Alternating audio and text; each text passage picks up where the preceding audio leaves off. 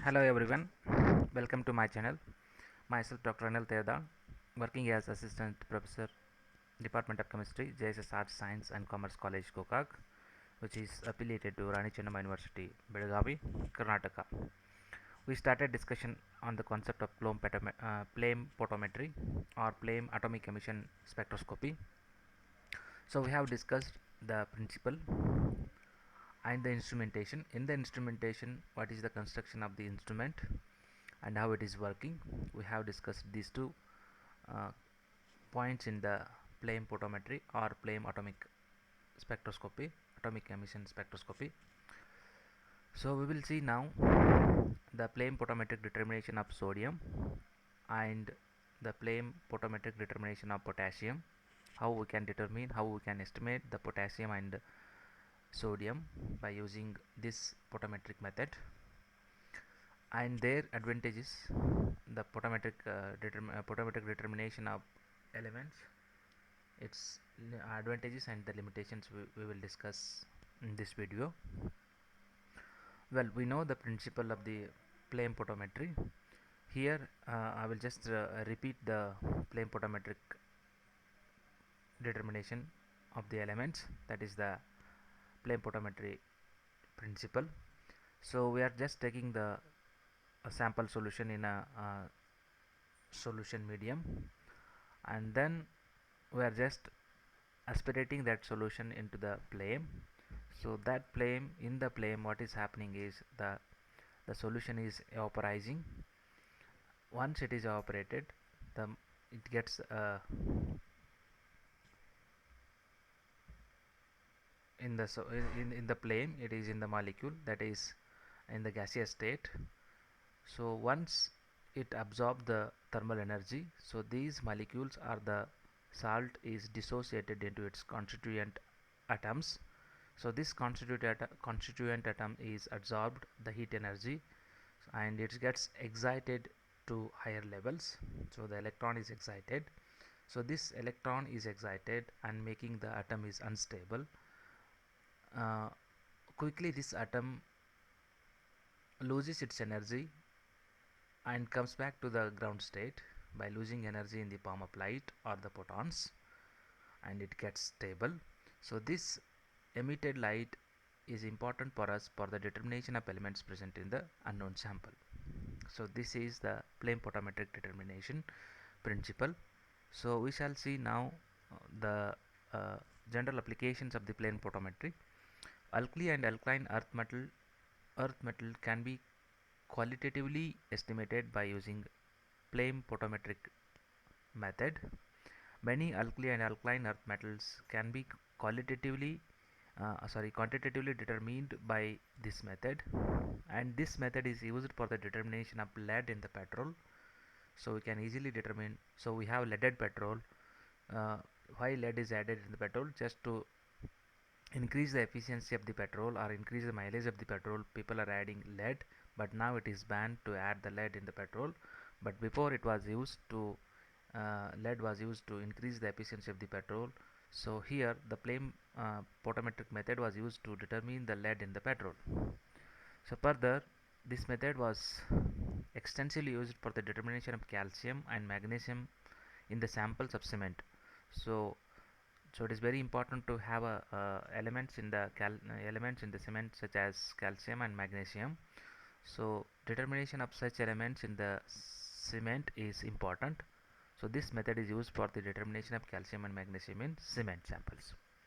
Further, flame photometric method is used for the determination or the in the study of equilibrium constant involving in ion exchange region. So it is also used in the study of equilibrium constants involving in ion exchange region. In the ion exchange regions, we have cations and anions. So mainly cation exchange is cation, so that we have already discussed in the column chromatography. So where it is important to study the equilibrium constants between the two cations in the ion exchange region. So this method can be used to study the equilibrium constants. So these are the general applications.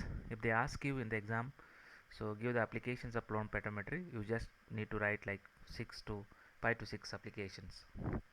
Well, we'll see some specific applications according to your syllabus. We have two elements elements of the determination, that is sodium and potassium. So we'll see now first, that is photometric determination of sodium. So here the apparatus used here, flame photometer, that is important for the determination of sodium, burette, pipette, standard flask and so on. Chemicals used are standard solutions of sodium, unknown sample solution, double distilled water and so on. Procedure: first we need to construct the calibration plot or calibration curve by using standard sodium solutions. So that we will do first in the first step. So how we can construct the calibration plot. Here are the steps. Step number 1: prepare the series of standard solutions of sodium with varying concentrations by dissolving known amounts of sodium salt in known amount of double distilled water. So we have a series of sodium standard solutions. So then what we can do is, if the sodium, so next is the second step is, before actual reading, place the suction capillary into the beaker containing double distilled water and set the instrument to 0.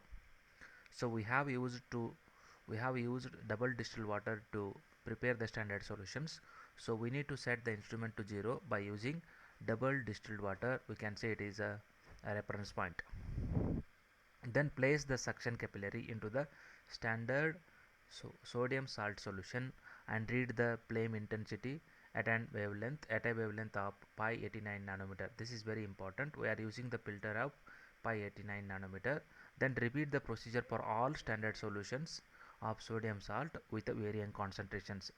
In the first step, we have prepared uh, sodium salt solutions with the known concentrations, varying concentrations. And in the third step, what we are using, you are using the same solutions here, the standard solutions, and then we are using the flame intensity with a different concentration of sodium solutions at a wavelength of pi 89 nanometer. So if we have a sodium concentration is, let's say for example 10 ppm in the solution, so what we will get is the flame intensity is less here. If we have a solution containing 0 concentration of sodium, then there is no flame intensity is observed here. So if for example 50 ppm of the sodium present in the samples present in the standard solution, then we can see the flame intensity is increased as compared to 10 ppm. Similarly 100 ppm and similarly 200 ppm as well. So this is for example I am just giving here. So then draw the calibration curve by plotting the concentration of sodium. So we have a concentration of the standard solutions of sodium solution versus recorded flame intensity at pi 89 nanometer. Pi 89 nanometer, we can take the flame intensity with respect to different concentrations, then plot this graph. Once we have this calibrated plot or the calibration curve, then we can easily determine the unknown concentration of sodium in the sample. So the second step or second part is determination of sodium in unknown sample. So first we need to prepare the unknown solutions of sodium by dissolving the sample in double distilled water. Then place the suction capillary in the unknown sample solution and read the flame intensity at wavelength of pi 89 nanometer. Then once we know the flame intensity of unknown sodium solution concentration, then we can easily cut this plot and get the unknown concentration of the sodium. So here the last point is determine the concentration of unknown sample by cutting the calibration curve here. So this is very simple.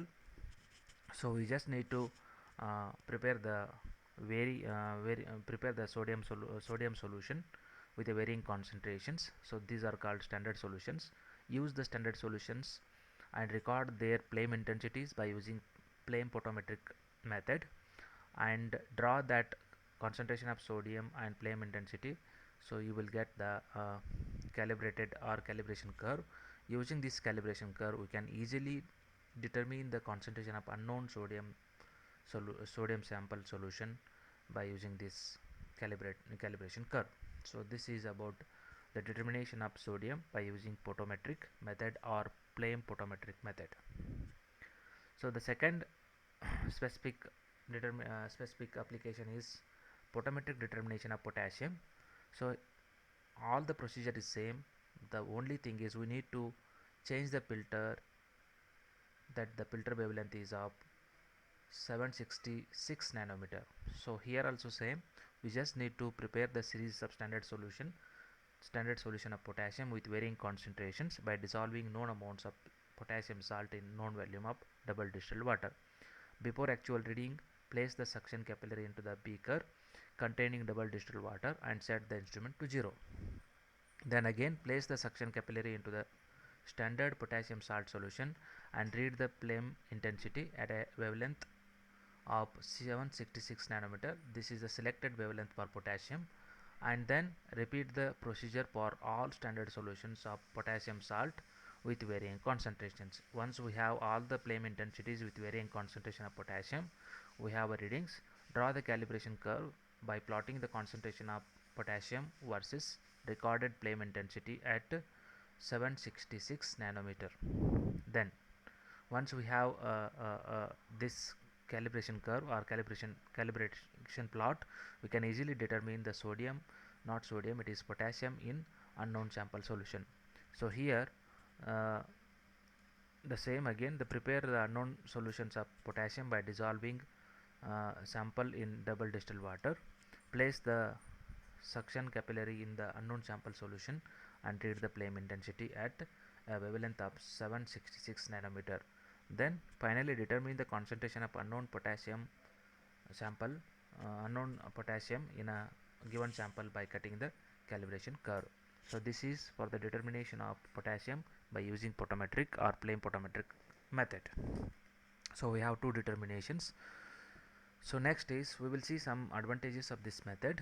So the photometric method of analysis is very simple and economical.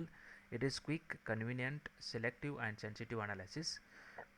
It is both qualitative and quantitative in nature. Even very low concentrations, that is parts per million and parts per billion of metals in a sample can be determined. This method is compensates for any unexpected interfering material present in the sample solution. This method can be used to estimate elements which are rarely analyzed. Well, let us see some limitations or disadvantages. It cannot directly detect and determine the presence of inert gases. So the second one is, though this technique measures the total metal content present in the sample, it does not provide the information about the molecular structure of a metal present in the sample. Only liquid samples may be used. Also, sample preparation becomes lengthy in some cases.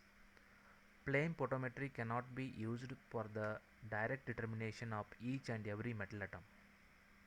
The elements such as carbon, hydrogen and halides cannot be detected due to their non-radiating nature. So these are the limitations of flame photometry or flame atomic emission spectroscopic method. So these are the points that we already discussed in the two parts, flame photometry part 1 and flame photometry part 2 according to your syllabus. If you have any doubts regarding flame photometric method for the determination of elements, in that we have discussed principle, instrumentation, limitations and the determination of sodium and potassium by using this flame photometric method. If you have any doubt regarding these concepts, please inbox me. I will definitely answer, or you just call me. I will answer you. Thank you.